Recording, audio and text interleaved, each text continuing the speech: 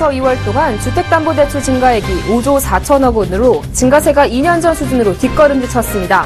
1,200조 원에 육박하는 가계대출 증가세가 한풀 꺾였다는 분석입니다. 외국인이 이달 들어 지난주까지 8거래일 동안 국내 증시에서 2조 원어치를 사들였습니다. 돌아온 외국인 덕에 올 들어 1,800선까지 추락했던 코스피의 2,000선 회복에 대한 기대감이 커지고 있는 가운데 전문가들 사이에서는 이러한 추세가 계속될 수 있을지 의견이 분분합니다. ELS의 수익금을 받기 직전 증권사가 주식을 대량으로 매도해 주가 하락으로 손해를 본 투자자가 증권사를 상대로 소송을 냈으나 패소했습니다. 대법원은 시세 조정 의도가 없는 델타 헤지는 적법하다는 판결을 내렸습니다. 지난해 가구당 평균 전세 보증금이 1억 원을 돌파했습니다. 치솟는 전세금에 빚을 내서 전세를 마련하는 세입자들의 부담이 커지고 있습니다.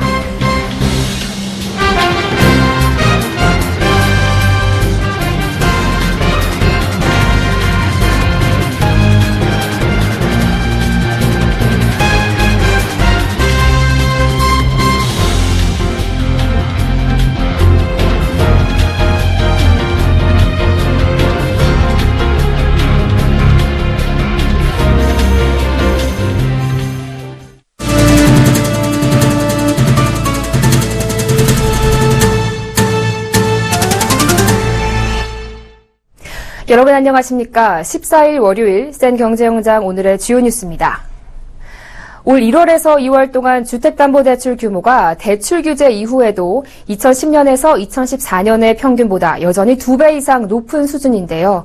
그러나 신규 분양을 위한 집단담보대출을 빼면 지난 2014년 8월 LTV와 DTI 완화 시행 이전 수준이라고 합니다. 정창신 기자가 전합니다.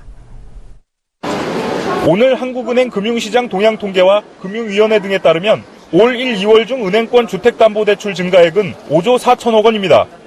이는 작년 같은 기간 증가액보다 1조 3천억 원 감소한 금액이지만 2010년부터 14년 1, 2월 증가액 평균치인 2조 원과 비교하면 2배 이상입니다.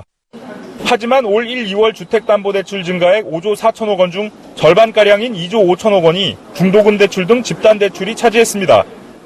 집단대출을 제외한 일반 주택대출 증가액은 2조 9천억 원으로 지난 2014년 8월 주택담보대출 비율과 총부채 상환 비율 규제 완화가 시행되기 이전의 수준입니다. 집단대출은 이미 1, 2년 전에 아파트 분양을 하면서 5, 6회에 걸쳐 3개월 간격으로 중도금 대출을 해주는 구조이기 때문에 앞으로는 주택담보대출 규모는 높게 유지될 것으로 보입니다. 그러나 집단대출을 뺀 개인들의 주택담보대출은 2014년 중반 최경환 전 경제부총리가 부동산 경기 부양에 나서기 이전 수준으로 돌아가 안정세를 보이고 있다는 분석입니다. 금리를 제외하면 결국은 이제 공급 과잉하고 여신 심사 가이드라인, 정부 대출 규제죠. 이 두 가지 영향으로 안정세를 찾아가는 그런 형태로 보고 있는 거죠. 1,200조 원에 육박하는 가계대출 증가세가 한풀 꺾인 데 대해 안도하는 시각이 많지만 건설업계는 불만입니다. 금융당국이 주택 경기를 고려하지 않고 지나치게 과도한 대출 규제 정책을 펼치면서 시장이 얼어붙었다는 것입니다. 여신심사 가이드라인은 주택담보대출의 문제인데 이게 집단대출의 문제 그리고 1, 2월의 어떤 비수기하고 같이 나타나면서 주택을 구입하고자 했던 소비자들의 심리를 축시키는 경향들로 나타나는 것 같습니다. 최경환 전 경제부총리의 인위적인 부동산 경기 띄우기가 끝난 뒤 부동산 대출 규제가 원점으로 돌아오면서 개인들의 주택담보대출은 사실상 감소하고 있는 상황입니다. 서울경제TV 정창신입니다. 사자세로 돌아선 외국인 투자자들 덕에 코스피가 연중 최고 수준을 보여 2,000선 회복에 대한 기대감도 커지고 있습니다. 돌아온 외국인이 코스피의 반가운 봄비 역할을 하고 있는 셈인데 이러한 추세가 한동안 이어질 수 있을지에 대해서는 의견이 분분합니다. 보도에 정은규 기자입니다. 한국거래소에 따르면 외국인은 이달 들어 지난주까지 8거래일 동안 국내 증시에서 2조 원어치의 주식을 쇼핑했습니다. 특히 지난 10일에는 6,500억 원 이상을 사들였는데 이는 하루 기준으로 11개월 만에 가장 많은 수준입니다. 돌아온 외국인 덕에 올 들어 1,800대로 추락했던 코스피는 1,970선을 돌파하며 2,000선 고지를 목전해뒀습니다. 최근 외국인 매수세는 연초 크게 흔들렸던 글로벌 금융시장이 안정세를 되찾으면서 위험자산 회피 심리가 많이 누그러진 결과로 풀이됩니다. 그렇다면 외국인 매수세는 언제까지 이어질 수 있을까? 시장을 긍정적으로 보는 전문가들은 외국인 매수세가 향후 2개월은 이어질 수 있을 것으로 보고 있습니다. 금리 인상을 미룰 것으로 예상되는 이번 주 미국의 통화정책회의가 당분간 외국인의 한국 주식 투자 심리를 자극한다는 분석입니다.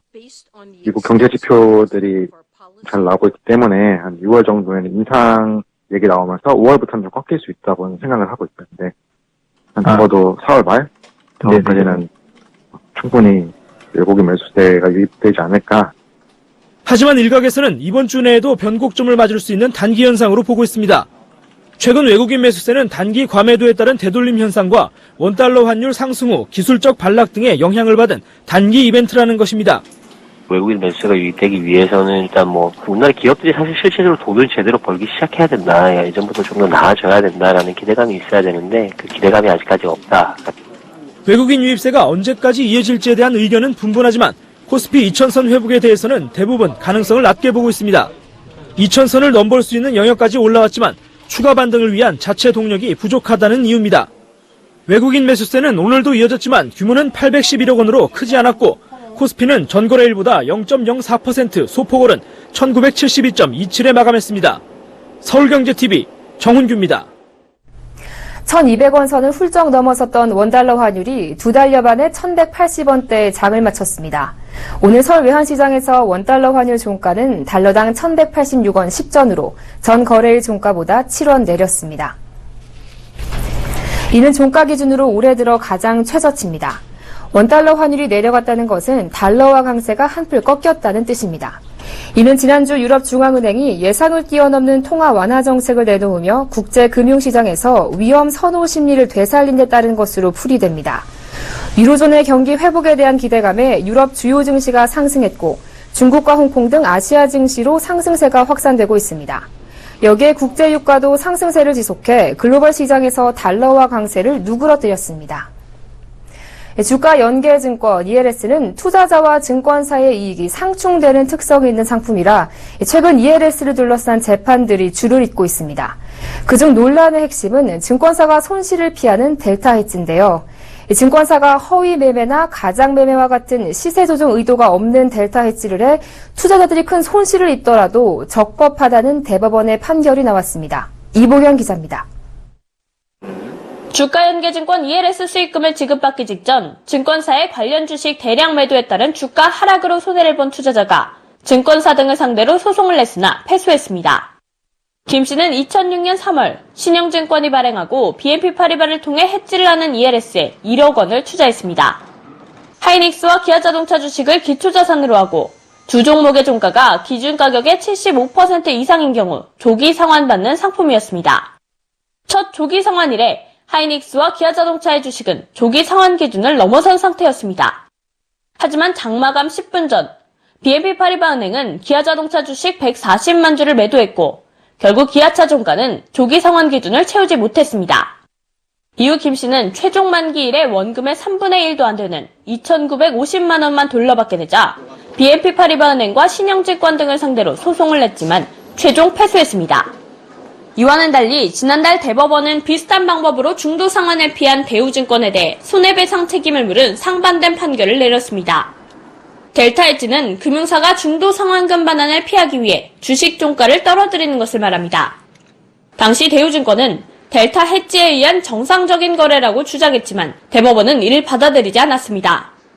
대법원은 대우증권이 호가를 높게 제시해 대부분의 매도 계약이 무산됐고 오히려 매수 주문을 내기도 하다가 장마감 10분 전부터 주식을 기준 가격보다 저가에 집중 매도해 주가를 떨어뜨렸다며 허위 가장 매매를 한 것으로 판단했습니다. 반면 대법원은 이번 판결에서 BNP 파리바 은행이 100만 주 가운데 60만 주를 시장가에 매도했을 뿐 시세 조정을 위한 가장 허위 매매 흔적이 없었다며 BNP 파리바 은행의 손을 들어줬습니다. 이번 판결은 ELS의 델타 헤지가 적법하게 이루어진다면 증권사들은 손실을 볼 수 있는 중도 상환을 얼마든지 피하고 투자자들은 손해를 볼 수 있다는 의미입니다. ELS에 대한 각별한 주의가 필요한 대목입니다. 서울경제TV 이보경입니다. KB저축은행이 인터넷 전문은행 출범 등 변화하는 금융 환경에 대응하기 위해 인터넷 뱅킹 시스템 정비를 완료하고 오늘부터 차세대 뱅킹 시스템을 시작했습니다. 기존에 운영하던 홈페이지와 인터넷 뱅킹 등 13개 사이트를 통합하고 고객이 불편해했던 복잡한 보안 프로그램 설치 절차를 단일화했습니다.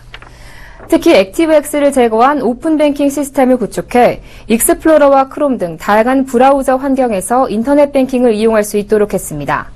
인터넷 뱅킹 서비스도 확대해 온라인으로 각종 사고 신고와 증명서 발급 업무까지 볼 수 있게 됐습니다. 또 핀테크 기술인 스크래핑 서비스를 확대 적용해 중금리 상품 KB 착한 대출 이용 시 별도의 서류 제출 없이 온라인 전자약정만으로 빠르고 편리하게 대출 이용이 가능하도록 했습니다. 다양한 금융 상품을 한 계좌에 담아 운용하고 또 세자 혜택을 볼 수 있는 개인종합 자산관리 계좌 ISA가 오늘 출시됐습니다. ISA 취급 금융사는 물론 국무총리까지 나서 대대적인 홍보에 나선 오늘 각 금융사 영업점에는 가입 문의나 신청은 많지 않았습니다. ISA 출시 첫날 모습 김성훈 기자가 보도합니다. 금융당국과 금융사들이 작년부터 출시를 준비해온 개인종합자산관리계좌 ISA가 오늘 시판에 들어갔습니다. ISA는 한 계좌에 예금, 적금, 펀드, 주가연계증권, 파생결합증권 등 다양한 금융상품을 담아 한 번에 운용할 수 있고 비과세 혜택도 받을 수 있는 통장입니다. 은행 14곳과 증권사 19곳 등 총 33개 금융사는 일제히 ISA를 출시하고 영업 총력전을 펼쳤습니다. KB국민은행은 오늘 오전 본부 직원 300여 명을, 신한은행도 본부 부서 150여 명을 일선 영업점에 투입했습니다. 우리은행은 이광구 행장을 필두로 전 임원이 서울 주요 지점을 방문했고 본부 직원 90여 명이 각 지점으로 파견됐습니다. 황교안 국무총리도 직접 ISA 홍보에 나섰습니다. 농협은행 대전중앙지점을 방문해 금융개혁 추진 현황과 ISA 준비 상황을 보고받은 후 황 국무총리는 그 자리에서 직접 ISA에 가입했습니다. 황 국무총리는 ISA는 저금리 고령화 시대의 국민재산 증식을 위해 필요한 새로운 금융 서비스로서 중요한 금융개혁 과제의 하나라며 좋은 제도를 적극 알려야 한다고 ISA 가입과 홍보를 독려했습니다. 하지만 금융사들의 홍보와 시장의 기대감에도 불구하고 ISA에 대한 실제 영업점에서의 반응은 아직 미지근합니다. 우리은행 관계자는 아직은 기존의 가입을 예약한 분들이 간혹 찾아와서 가입하거나 새로 찾아오는 고객들이 상담을 받는 정도라며 창구에서 표를 뽑고 기다리는 정도의 상황은 아니라고 말했습니다. 사전 예약 단계부터 문제가 되어왔던 불안전 판매에 주의해야 한다는 목소리도 나오고 있습니다. 금융소비자연맹은 금융사 정보 맹신 금물, 여유자금 투자 등 ISA 5대 가입 요령을 발표하고 불안전 판매를 주의할 것을 당부했습니다. ISA의 첫 수익률은 석 달 뒤 금융회사별로 공개될 예정입니다. 서울경제TV 김성훈입니다. 네, 지난해 전세 가구의 평균 전세 보증금이 1억 원을 넘어선 것으로 나타났습니다. 이는 소득은 소폭 올랐지만 전세금은 뛰어 전세 세입자들이 빚에 의존하는 상황에 몰린 것으로 풀이됩니다. 통계청과 금융감독원, 한국은행의 2015년 가계금융복지조사에 따르면 지난해 전세 가구가 낸 전세금은 평균 1억 598만 원입니다. 전년보다 6.7% 뛰어올랐고 조사가 시작된 2010년 이후 처음으로 1억 원을 넘겼습니다. 그러나 작년 전세 가구의 평균 경상소득은 4,729만 원으로 전년보다 0.5% 늘어나는 데 그쳤습니다. 세입자의 소득은 전세금 상승 속도만큼 늘지 못한 것입니다. 이에 따라 전세금을 마련하기 어려운 가구들은 은행이나 금융기관에서 대출을 받아야 하는 처지에 이르렀다는 분석입니다. 지난해 금융부채를 진 가구의 평균 부채 규모는 5,561만 원으로 전년보다 9.9% 불어났고 빚을 낸 전세 가구의 42%는 전세금 마련을 위해 대출을 받은 것으로 드러났습니다.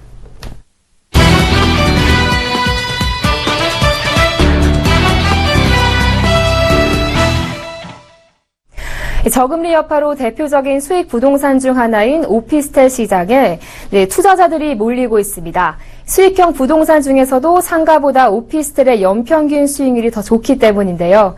하지만 무작정 투자에 나섰다가 낭패를 볼 수 있어 주의해야 한다고 합니다. 보도국 양한나 기자와 함께 자세한 이야기 나눠보겠습니다. 안녕하세요. 네, 안녕하세요.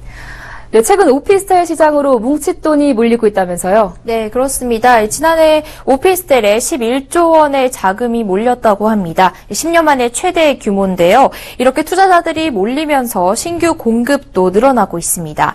지난해 신규 분양한 오피스텔은 전국적으로 6만여 실에 달한다고 합니다. 이 분양 물량 또한 2002년 이후 13년 만에 가장 많은 수치면서 2010년과 비교했을 때도 5년 만에 3.5배가량 증가한 것입니다.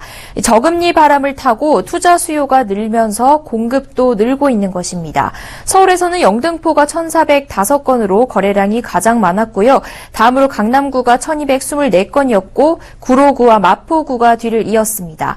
경기 지역에서는 고양, 일산, 동구가 1,373건으로 가장 많았고 성남, 분당구가 1,124건, 부천, 원미구가 852건 순이었습니다. 네, 오피스텔 시장에 투자자가 몰리면서 신규 공급도 늘어나고 있는 모습인데요. 혹시 이 공급 과잉 우려는 없습니까? 네, 역시 공급 과잉 우려도 나오고 있는데요. 2013년 이후 입주 물량이 매년 3만 실이 넘는 데다 신규 공급이 계속 증가하고 있기 때문입니다. 작년 서울에서 오피스텔 분양이 가장 많았던 지역은 3,355실이 분양된 송파구였습니다. 이어 마포구가 2,603실, 금천구가 1,956실 순으로 많았습니다. 경기 지역에서는 하남시가 5,285실로 분양 1위였고요. 이어서 수원, 시흥, 고양, 화성시가 뒤를 이었습니다. 올해도 2만 3천 실이 신규 공급될 예정인데요. 수도권에서는 1만 3,500여 실이 분양됩니다. 분양 가격은 오름세입니다. 지난해 오피스텔 분양가는 3.3제곱미터당 784만 원으로 역대 최고치를 기록했습니다. 네, 오피스텔 시장이 이렇게 활기를 띠는 것은 그만큼 투자 수익률이 잘 나오기 때문일 텐데요. 수익률 어떻습니까? 네, 그렇습니다. 아직까지 오피스텔 수익률은 연 평균 5%가 넘게 나오고 있는데요. 상가의 경우 평균 임대 수익률이 연 3에서 4% 정도고 은행 예금 금리가 연 2% 이하인 것과 비교를 하면 높은 편이죠. 특히 서울에서는 금천구의 수익률이 지난달 기준 6.27%로 가장 높았습니다. 금천구는 오피스텔 공급도 많았지만 이 산업단지인 디지털밸리의 배후 임차 수요가 탄탄해서 높은 수익률을 나타냈습니다. 강북구가 6.23%로 2위를 차지했는데요. 강북구는 오피스텔 수요 대비 신규 공급이 부족했기 때문입니다. 반면 송파구와 마포구는 수익률이 하락세를 보였고요. 성북구가 최하위를 차지했습니다. 네, 같은 서울 내에서도 지역에 따라서 투자 수익률이 천차만별이었는데요. 네, 공실률도 조금 궁금합니다. 공실이 많이 발생한 지역은 어디였죠? 네, 그렇죠. 이 공실률도 수익률에 있어서 매우 중요한 요소인데요. 공실이 많으면 수익률이 낮아지겠죠. 올 2월 말 기준으로 서울에서 공실률이 가장 높은 곳은 9.8%를 차지한 관악구입니다. 고시생 수요가 줄어든 반면 지난 3, 4년간 소형 도시형 생활주택 공급이 늘었던 것이 원인입니다. 지난해 신규 공급이 가장 많았던 송파구 역시 공실률이 9.4%에 달했습니다. 공실률이 가장 낮은 곳은 서초구로 서울 평균 5.77%의 절반도 안 되는 2% 수준이었습니다. 네, 그렇다면 공급 과잉이 우려되는 지역에서는 이 오피스텔 투자를 할 때 좀 주의를 기울여야 할 것 같은데요. 네, 그렇죠. 우선 해당 지역의 공급 물량 그리고 수익률과 공실률, 매매 거래 현황 등을 꼼꼼히 따져보고 투자를 해야 손해를 보지 않습니다. 아직 공급 과잉을 우려할 수준까지는 아니지만 이 오피스텔 분양이 많은 지역에서는 입주 초기에 임대 물량이 몰리면서 공실이 늘어나고 임대료까지 하락할 수 있기 때문입니다. 또 시행사가 제시하는 예상 수익률을 그대로 믿지 말고 향후 공실 리스크와 세금 증가분까지 감안해서 실질 수익률을 계산해보고 투자를 해야 합니다. 공급 면적 대비 전용 면적 비율인 전용률도 중요한데요. 분양 가격이 같아도 전용률이 높으면 그만큼 실사용 면적이 넓어지기 때문에 전용률이 높은 오피스텔을 고르는 게 좋습니다. 네, 수익형 부동산으로 인기를 끌고 있는 오피스텔 투자에 대해서 보도국 양한나 기자와 함께 자세히 알아봤습니다. 오늘 말씀 잘 들었습니다. 고맙습니다. 감사합니다.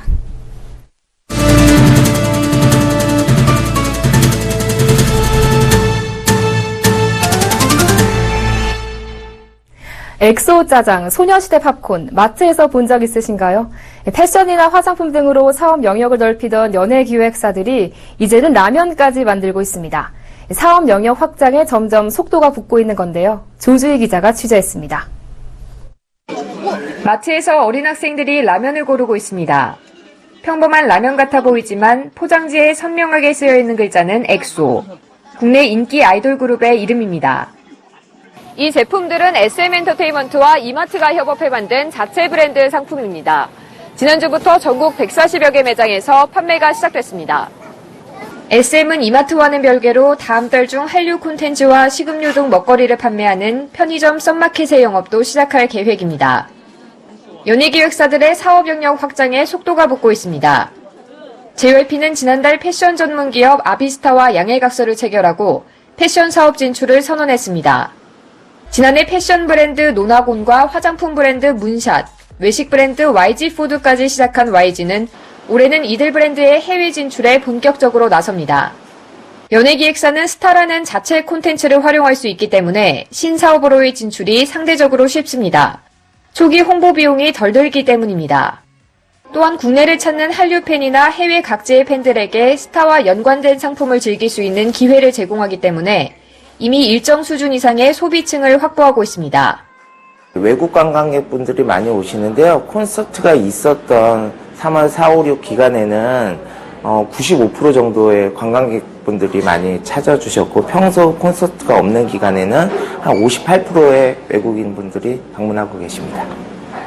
하지만 스타 마케팅만으로는 충분하지 않다는 의견도 있습니다. 특정 아이돌을 추종하는 팬들의 구매력은 제한적일 수밖에 없기 때문입니다. 실제로 지난해 YG의 자회사 YG플러스의 적자는 대부분 화장품 제조와 판매 자회사인 코드코스메 인터내셔널에서 비롯됐습니다. 연예기획사들의 사업 다각화 전략이 성공하려면 마케팅을 넘어서는 제품 자체의 차별성이 무엇보다 중요하다는 지적입니다. 서울경제TV 조주희입니다. 생활 필수품 가격이 판매점에 따라 가격 변동이 큰 것으로 나타났습니다. 똑같은 상품을 두고 가격을 비교해본 결과 가장 저렴한 곳은 대형마트였고 가장 비싼 곳은 백화점이었습니다. 한지 기자가 보도합니다. 대형마트에서 많이 팔리는 라면 제품입니다. 5개 들어있는 제품 가격이 평균 3,080원. 똑같은 제품을 백화점에서 사면 300원을 더 주고 사야 합니다. 고추장의 경우 전통시장은 11,900원, 백화점은 13,900여 원으로 가격 차이가 2,000원 가까이 납니다. 고추장, 간장 등 각종 장류의 가격 차이가 비교적 크게 나타난 겁니다. 한국소비자원이 지난달 생필품 판매 가격을 조사한 결과 주요 가공식품의 가격 차이가 유통업체별로 최대 7.6%까지 차이가 났습니다. 소비자들이 평소 많이 사먹는 우유, 밀가루, 라면 등 상위 12개 가공식품들의 평균 구입 가격은 대형마트가 42,130원대로 가장 저렴했고 그 다음으로 전통시장, 기업형 슈퍼마켓, 백화점 순이었습니다. 전통시장의 경우 12개 제품 중 5개를 최저가에 판매했고 대형마트는 3개, 기업형 슈퍼마켓과 백화점이 각각 2개였습니다. 전문가들은 인터넷 등을 통해 미리 가격을 비교해보고 장을 보는 지혜가 필요하다고 조언했습니다. 소비자들께서는 이제 동일 제품이라도 유통업체에 따라 판매 가격이 이제 차이가 많이 나기 때문에 꼭 생필품 구입에 앞서서 판매 가격이라든지 할인 정도를 확인해서 구입하시는 것이 좋겠습니다. 각 유통업체별로 유통구조와 소비 형태가 다른 만큼 가격 비교를 꼼꼼히 한 후 구매해야 보다 알뜰하게 먹거리를 장만할 수 있습니다. 서울경제TV 한지입니다. SK텔레콤이 휴대폰 소액 결제와 동시에 멤버십 할인 혜택까지 제공하는 결제 통합 서비스 티페이를 출시했습니다. 티페이는 모바일 결제를 기반으로 하기 때문에 신용카드나 현금이 없어도 결제가 가능하고 결제된 금액은 통신요금과 함께 청구됩니다. 티페이는 총 2가지 방식으로 결제가 가능합니다. 우선 핸즈프리 결제는 무선 통신을 기반으로 한 결제 기술을 탑재해 사용자가 스마트폰을 꺼내지 않고도 결제가 가능하고 앱에 있는 바코드를 스캔하는 것으로도 이용할 수 있습니다. 현재 안드로이드폰 이용자의 경우 멤버십 가맹점 11,000여 곳에서 이용 가능하고 아이폰 버전은 올 상반기 중으로 출시될 예정입니다. 올해 부산에서 전기차를 구입하면 1,700만 원의 보조금을 받을 수 있습니다. 부산시는 지역 기업, 법인, 소상공인 등 2016년 전기자동차 민간보급사업 대상자를 공모한다고 밝혔습니다. 보급 대상은 사업장 소재지가 부산에 있는 기업이나 법인, 소상공인 등으로 완속 충전기를 설치할 주차 공간을 소유하고 있거나 2년 이상 임차할 수 있어야 합니다. 보급 차종은 7종입니다. 기아차의 레이 EV, 소울 EV, 르노 삼성차의 SM3 ZE, 한국닛산의 리프, 한국GM 스파크 EV, BMW 코리아의 BMW i입니다. 여기에 오는 6월 이후 생산, 판매하는 현대차의 아이오닉 EV도 포함됩니다. 전기차 구매자로 선정되면 구입 보조금 1,700만 원을 지원받고 완속 충전기 설치 지원비 400만 원도 받을 수 있습니다. 부산시는 올해 모두 100대의 전기차 보급 사업을 목표로 하고 있습니다. 신규 면세점 사장단이 16일 열릴 면세점 제도 개선 공청회를 앞두고 공식 입장을 내놓고 신규 면세점들이 오픈하고 1년 정도는 지켜보고 나서 시장이 커지면 또 다른 신규 업체 진입이 검토돼야 한다고 밝혔습니다. 대우인터내셔널은 오늘 정기 주주총회를 열고 사명을 대우인터내셔널에서 포스코대우로 변경했다고 공시했습니다. 금융감독원에 따르면 비슷한 성격의 금융상품이면 금융업권을 가리지 않고 금리나 수익률 정보를 한눈에 비교해 볼 수 있는 통합 비교 공시 사이트가 2달간 방문객 60만 명을 돌파하며 높은 관심을 끄는 것으로 나타났습니다. 이세돌 구단과 알파고의 대구에 관심이 쏠린 가운데 취업포털 인크루트가 모바일 설문조사 플랫폼 두잇서베이와 함께 성인 남녀 3,610명을 대상으로 설문한 결과 우리나라 성인 10명 중 6명은 자신의 업무를 로봇이 대체할 수 있다고 답한 것으로 조사됐습니다.